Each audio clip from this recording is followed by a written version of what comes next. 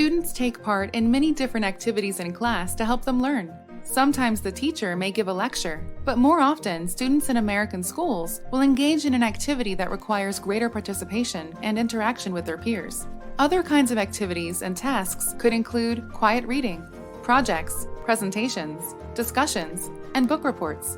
Each method requires children to demonstrate different skills.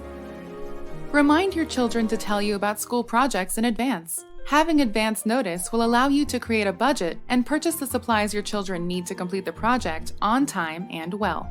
Ask the teacher, "How can I help in the classroom or around the school?" Keep volunteering at school. You're seeing firsthand the variety of methods being used to teach your children.